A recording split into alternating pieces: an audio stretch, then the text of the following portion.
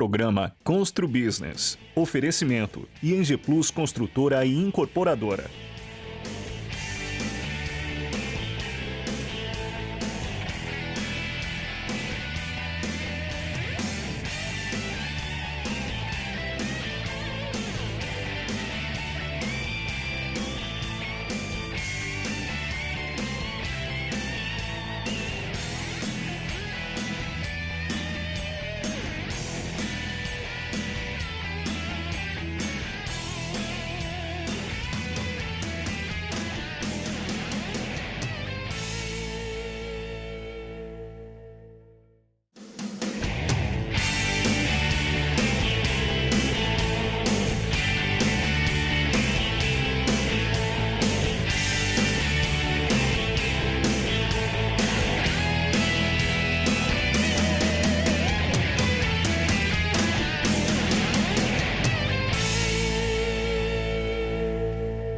Olá, estamos começando mais um programa Constru Business. Muito obrigado pela sua audiência.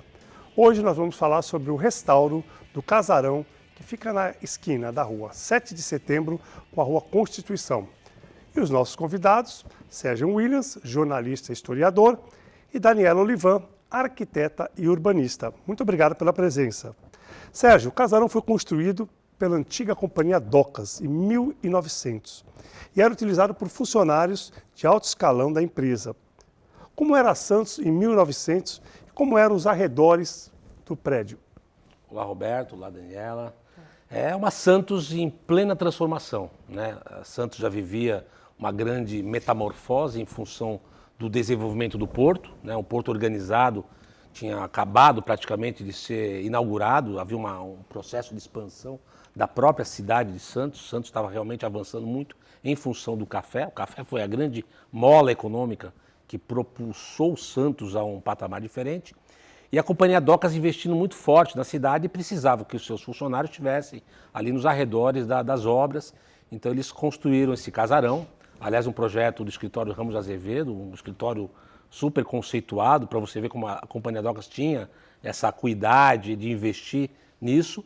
E dentro de um bairro, né, a Vila Nova, que era o primeiro passo que a cidade já dava em direção à Orla da Praia, né? Primeiro avanço da elite de Santista, que já estava no Paquetá, o primeiro grande casarão, o primeiro grande palacete da cidade foi no Paquetá. Então a Vila Nova era o passo seguinte. Depois começou a ocupar a Orla, e, aliás, inclusive, nesse mesmo período, ano de 1900, foi quando foi concluído esse casarão, o icônico casarão da 7 de setembro com a Constituição. Mas a Companhia Docas não ficou muito tempo com esse imóvel, até porque ela depois inaugurou os casarões da Rodrigues Alves, que era onde ficavam os engenheiros, e aí acabou vendendo isso para um comerciante, Bento de Carvalho, um grande comerciante de café de Santos. Ele comprou a casa para morar, porque realmente a Vila Nova era um bairro de elite, um bairro, o Clube 15 ficava ali, o Colégio dos Maristas ficava ali, ou seja, era realmente a parte mais importante da cidade. Muito bom. Daniela, o casarão ocupa o terreno também de quase 2.000 metros quadrados, né? Como é essa divisão dessa casa, tanto na área externa como nos pavimentos? São 2 pavimentos da construção. Queria que você explicasse um pouquinho do projeto e sim, do próprio casarão, né? O casarão está inserido, né, dentro de um grande terreno. São 250 metros quadrados por pavimento, são 2 pavimentos, dá uns 500 metros mais ou menos. E hoje ele conta com uma edícula que ficou com aproximadamente 80 metros quadrados, isso. Quando a gente chegou no casarão, na verdade tinha ainda galinheiro, lugar para criar porco, tudo isso estava... Onde hoje é a edícula, tinha lugar para amarrar cavalo, então tinha essa parte toda da história. A parte de baixo ficariam os funcionários, né, que trabalhavam na casa e nesse jardim gigante. E a parte de cima era do proprietário, onde ele habitava com a família dele. Mas tinha uma área de convívio, tinha os quartos dos funcionários, uma pequena área de convívio, lógico, era um casarão. Sim, como se fosse um grande hotel, dizendo assim, na época, porque moravam vários funcionários, não é isso? Moravam vários funcionários, mas o pé direito dessa casa, da parte dos funcionários, é de 2,60 m. O pé direito do casarão onde eles moravam é 4,60 m. Então, Nossa. essa parte inferior não era, era o que hoje a gente tem de apartamento normal, era onde moravam os empregados. É o que eles chamavam de porão alto, né? Exatamente. É um porão, mas ele é mais alto, o que dá a condição de habitabilidade ali, né? Tem ideia de quantas pessoas viviam lá? Mas mais ou menos, eu acho que não dá para saber. Olha, se você for ver, me permita, se você for ver, ali naquela região da Vila Nova, existiam muitos casarões enormes, né? Se você vê hoje o prédio dos bombeiros na Conselheiro Neves, ali era uma residência, né? O prédio que tem, acho que uma casa de caridade do lado do bombeiros, também era outra residência. Eram os abastados da cidade que vinham, então eles viviam ali com suas famílias, grandes famílias, né? Porque naquela época as pessoas tinham 10 filhos, que, né, tinham bastante filhos, e tinham os empregados. Então, realmente, esse casarão, se não me engano, tem 21 cômodos, né, no total. Mas era só para os empregados esse, não para a família. Não, 21 no total. No total. Esse moravam só os funcionários. Não, no térreo do Mas as casarão. famílias não. A família morava na no parte andar de cima. E o interessante é, agora eu não vou lembrar de cabeça, mas acho que são 6, 7 cômodos de quarto e um banheiro. Uma cozinha, 2 salas grandes, escritório e tal, mas e a parte de baixo igual. Tinha um banheiro, uma cozinha para os empregados, uma grande despensa, que aí tinha um portão de ferro com chave, e a parte dos cômodos e salas. Que legal. Sérgio, além desse casarão, quais outros assim, importantes aí que a Docas deixou aí para a nossa cidade? A Companhia Docas a Companhia Docas de Santos, uma empresa privada, né, do Graff, dos empresários Cândido Graff e Guilherme Guinle. Era uma empresa que detinha praticamente uma cidade paralela em Santos, né? Eles tinham a Pedreira do Jabaquara, eles construíram grandes prédios, né? O prédio do tráfego na ponta. Na Rodrigues Alves, como eu disse agora, tem os casarões dos engenheiros, do Guilherme Weinschenck, do Urico Mursa, que ficavam ali, tinha essas residências ali, porque o Weinschenck, por exemplo, a família dele toda ficava no Rio. Então ele vinha de vez em quando para cá e ele ficava hospedado nessas casas dos engenheiros. E as Docas construiu muita coisa na cidade. Essa casa da 7 de setembro, como eu disse, ela foi uma intenção de realmente abrigar esses altos funcionários da Companhia Docas, mas logo eles já abandonaram e foram para Rodrigues Alves e aí venderam esse imóvel. E foi fácil vender, né? Porque todos os grandes comerciantes queriam morar na Vila Nova. Então, assim, é uma característica muito especial. Aliás, tem uma coisa interessante nessa casa, que você falou de área de convívio, né? Tinha uns belos jardim, né? E tinha nessa edícula lá atrás, porque a casa não era só no terreno, o terreno do lado também pertencia a esse patrimônio. E tinha uma portinha secreta, que dava acesso a um jardim secreto, né? Que virou uma lenda na cidade, esse jardim secreto. Hoje ele já não existe mais, existe até a entrada desse jardim secreto, mas já não existe mais. Isso, o vão da porta a gente preservou no lugar de onde seria essa ligação, mas em algum momento esse terreno foi desmembrado e vendido antes dele se tornar tombado. Mas o bacana desse projeto que a Daniela estava comentando, assim, a preservar essa simbologia, né? A porta de passagem para o jardim secreto. Pelo menos ela está ali. Ela está lá viva e faz parte da história desse próprio imóvel. Muito bom. Antes de ir para o intervalo, Daniela, qual foi o seu sentimento, né, de ser convidada para fazer um projeto tão grandioso, né, que nem esse? E queria saber como você encontrou esse imóvel na primeira vez que você visitou, detonado. O Dr. Mário, proprietário do imóvel, me ligou e falou, vamos até a cidade ver. Um frio na barriga, porque não é exatamente a minha especialidade restauro. Aí ele, lembro direitinho, ele olhou para mim e falou, e aí, topa? Eu falei, topo. Vamos. Não foi fácil. O casarão, ele tinha sido depredado, tinha feito várias invasões. As calhas do telhado eram de cobre, então roubaram, destelharam. Durante 10 anos ficou chovendo dentro do casarão, tivemos paredes colapsadas lá dentro, o próprio assoalho caiu, o mato, esse grande jardim, porque tem um grande jardim ao redor, ele batia na minha cintura quando eu entrei lá pela primeira vez. Tinha cipó nas árvores, ele estava realmente num estado muito grande de abandono quando a gente entrou, e muito ação da chuva e dos vândalos mesmos que viviam tentando entrar ali, ele estava bem depredado. Então, vamos reconhecer, né, o doutor, nosso amigo, né, empresário, doutor Mário Flávio Paes de Alcântara, né, que teve aí a ousadia de comprar um Bem tombado. Esse com bem tombado e restaurar, entregar para a cidade. Vai entregar, depois a gente vai comentar para a cidade. Eu acho que tem que ser louvável e tem que ser muito reverenciado essa atitude do Dr. Mário, né? Sim, Muito bom. Vamos para o nosso intervalo, logo estaremos de volta.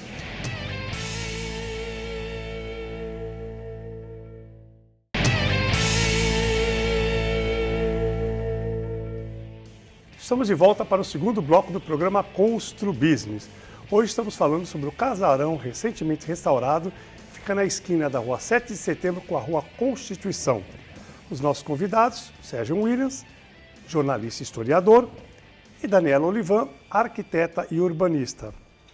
Sérgio, o casarão possui nível 1 de proteção. Isso fez com que a missão da Daniela fosse mais difícil ainda, né? Quero saber como os órgãos de preservação da história da cidade podem ajudar nesses processos.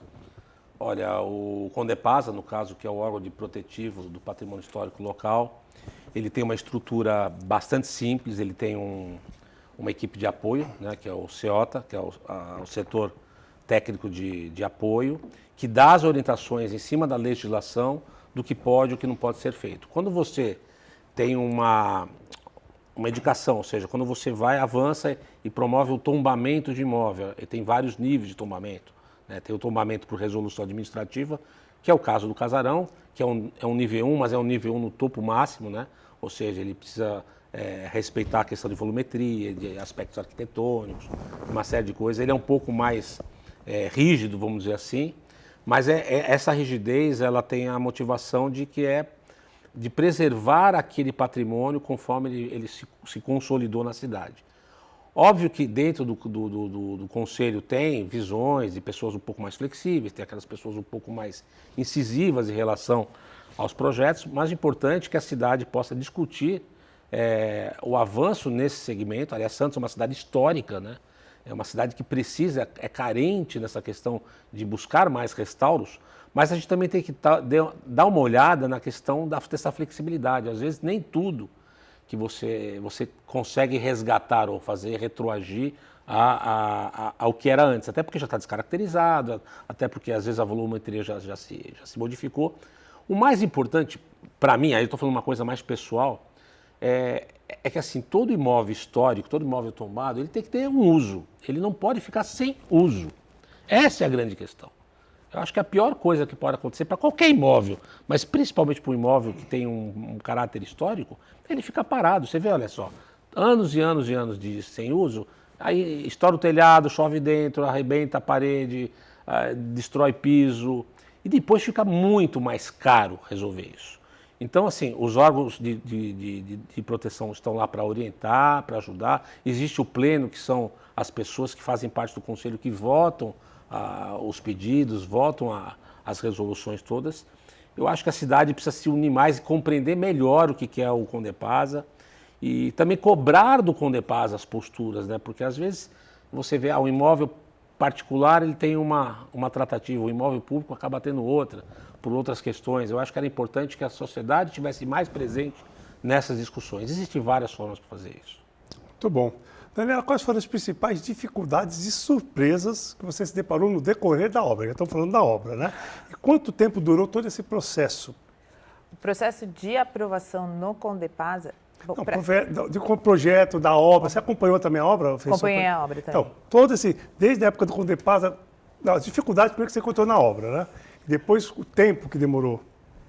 De obra, a gente deu entrada em maio de 2019 e terminou 2022. Então, esse foi porque nós entramos com um pedido emergencial de recuperação do telhado para parar com os danos internos, para que eu pudesse fazer todo o levantamento histórico, documental, desenhos, tudo que o Condepasa exige, e porque, sendo nível de proteção 1, você tem uma série de exigências a cumprir junto à prefeitura.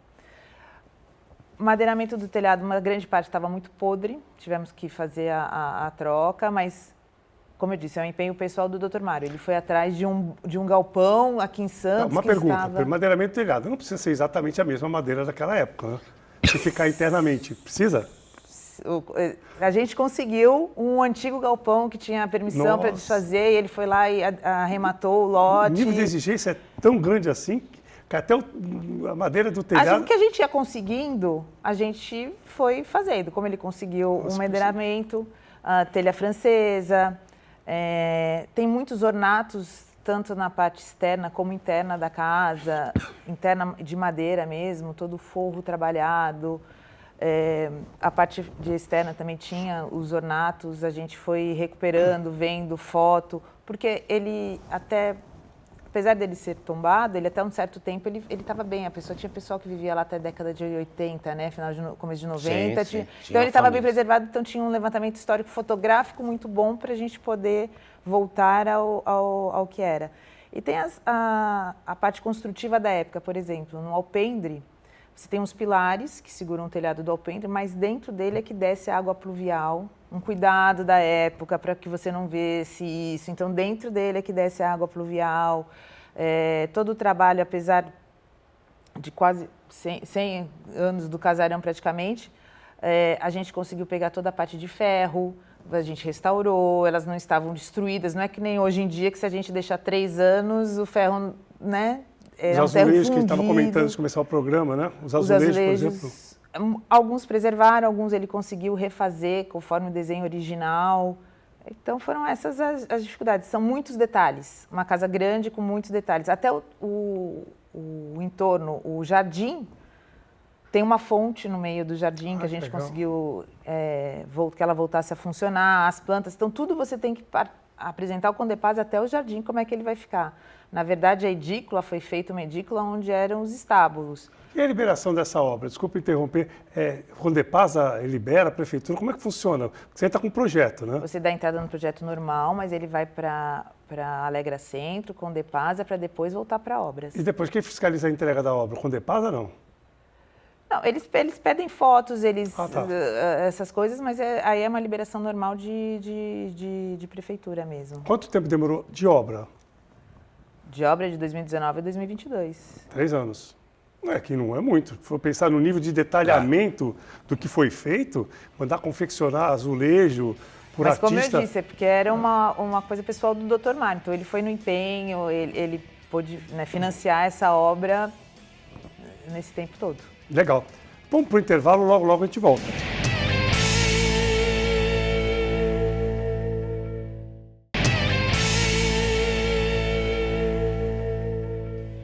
Estamos de volta para o último bloco do programa Constru Business. Hoje estamos falando sobre o casarão recentemente restaurado, que fica na esquina da rua 7 de setembro com a rua Constituição. E os nossos convidados, Sérgio Williams, jornalista e historiador, e Daniela Olivan, arquiteta e urbanista. Sérgio, hoje se discute muito a retomada do centro de Santos. Contudo, algumas ações esbarram nas questões de proteção da envoltória, de tombamentos, né? Como você acha que poderia ser resolvido, né, para adequar esse conceito na verdade, o que é histórico e o que é antigo? Essa é uma eterna discussão, né, de que se diz histórico, antigo. Se é antigo, ele é histórico, do ponto de vista que ele tem uma história, né? Quando se fala de histórico, não é porque aquela casa teve uma representatividade histórica por ter sido a residência de alguma personalidade famosa ou por ter abrigado algum espaço icônico da cidade, seja de saúde ou espaço público.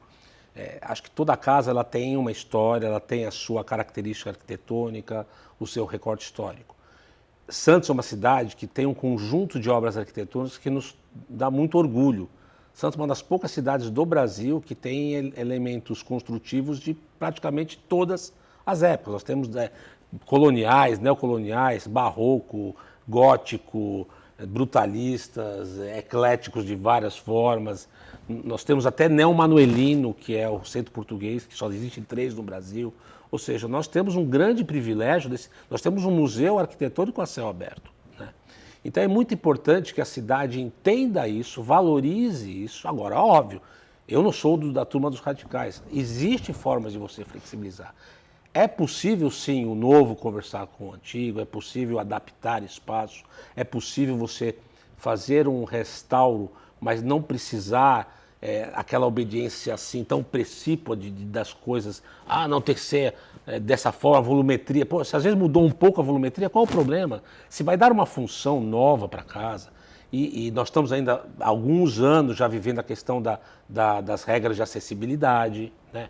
A acessibilidade ela é um grande desafio para quem pensa no patrimônio com uma coisa engessada. Porque não tem como você ficar engessado tendo que cumprir regras de acessibilidade.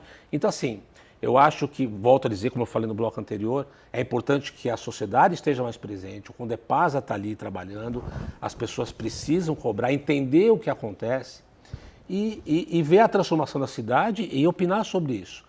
A Santos está se transformando, né, já sempre buscou essa transformação, desde o programa Cores da Cidade, na época dos anos 90, aí criaram o programa Alegra Centro, que veio também trazer manchas de áreas de proteção.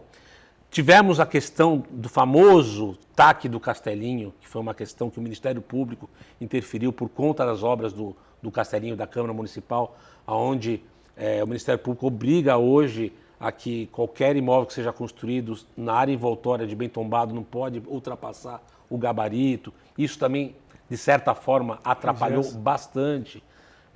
Mas a gente tem que olhar tudo isso e buscar na criatividade como fazer com que a cidade possa evoluir, fazendo com que ela possa progredir, mas sem perder também um pouco daquele DNA histórico. É importante. Isso é muito importante. Eu acho que um dos grandes desafios, na minha modesta opinião, para fazer com que Santos comece a ter um olhar mais bonito, ficar mais bonita, é o embutimento da fiação elétrica no centro, pelo menos.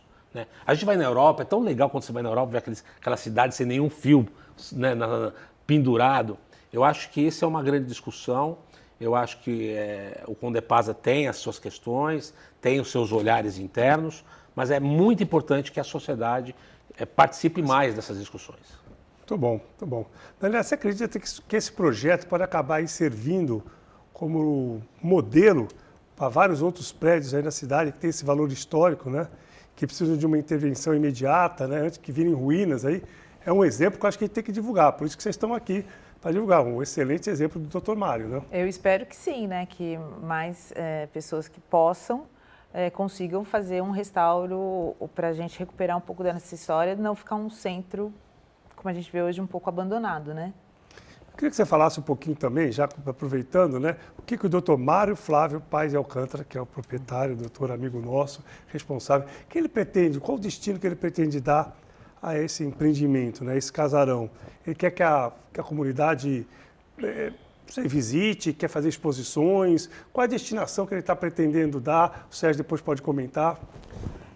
Ele sempre foi Só um pouquinho. Seria um absurdo a gente não mostrar isso nesse trabalho tão importante para a cidade. Eu acho que todos têm que ter esse conhecimento, né? Eu acho que é importante isso, né? Já que ele teve essa iniciativa. Essa iniciativa, né? Então, sempre foi um desejo dele, a gente conversando na obra, né, como é que ficaria o casarão, sempre foi um presente para a cidade mesmo, não deixar ele fechado, nem nada. Eu, pelo que eu soube, através dele, já está em conversas com a prefeitura para que lá vire um centro cultural mesmo para Santos. Eu acho, não posso afirmar porque eles ainda estão discutindo, mas eu acho que vai ser alguma coisa nesse sentido para que possa realmente haver visitações, aulas lá, porque tem uma escola pública do outro lado da rua, você poderia ter aulas naquele jardim maravilhoso. Eu acho que esse é o desejo dele, eu acho que é o que ele está buscando agora. Depois da reforma, agora é esse o próximo passo que ele está buscando. Muito bom. Sua opinião, Sérgio? Olha, eu acho a questão de transformar num centro cultural é interessante, é bacana. Mas nós temos que também lembrar que o bairro, né, a Vila Nova, ainda necessita de muitos olhares de políticas públicas. Nós temos um entorno bem complicado de várias formas. A solução de parceria com o poder público é interessante, porém, aí o doutor Mário Flávio, que aceite uma sugestão alternativa, eu acho que a cidade ela também tem seus entes civis, né? Por exemplo, nós temos a Academia Santista de Letras, a Academia Santista Feminina de Letras, nós temos o Clube Foto Amigos de Santos, nós temos várias entidades que estão soltas pela cidade, órfãs de espaços. De repente ali poderia, aí é uma sugestão maluca de última hora aqui, de repente ali poderia abrigar todas essas oportunizações culturais da cidade que podem ofertar cursos, que podem ofertar exposições com seus acervos, que podem promover ações, no caso de academias de letras, promovendo ações literárias, de discussões. eu acho que seria interessante também, talvez, ter um olhar fora do esquadro do poder público. Porque o poder público, por mais que ele queira fazer, às vezes ele não tem braços e pernas para isso. Se a gente for olhar os espaços que o poder público hoje gera em termos culturais, você vê dificuldades. Então, trazer poder público talvez seja uma dificuldade extra. É uma visão de quem já esteve do outro lado. Já esteve no poder público. O poder público teria que cuidar da manutenção também, né? Porque o trabalho já foi feito, não tem condições de ficar carregando esse fardo o resto da vida. Não né? desmerecendo o poder público, até faz um trabalho no alcance que ele consegue fazer.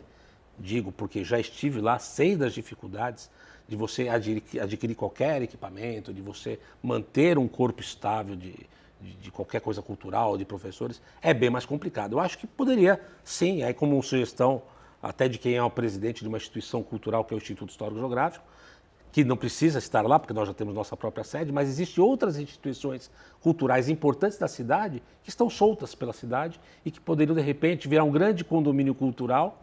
Até o próprio Instituto Martins Fontes, que queriam criar lá dentro, alguns anos atrás, podia abrigar isso também. E aí tornaria aquela casa pujante, porque seriam muitos responsáveis por aquela área, não ficaria só um responsável. Tenho certeza que o Dr. Mário vai dar a destinação. Só para terminar o programa, quero mais uma vez reverenciar ao amigo, empresário, Dr. Mário Flávio Paes de Alcântara, pela iniciativa, né?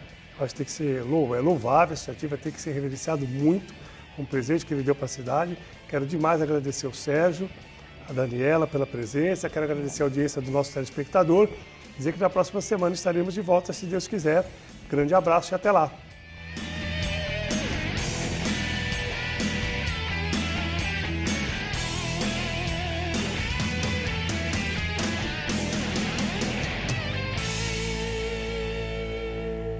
Programa Constru Business. Oferecimento ING Plus Construtora e Incorporadora.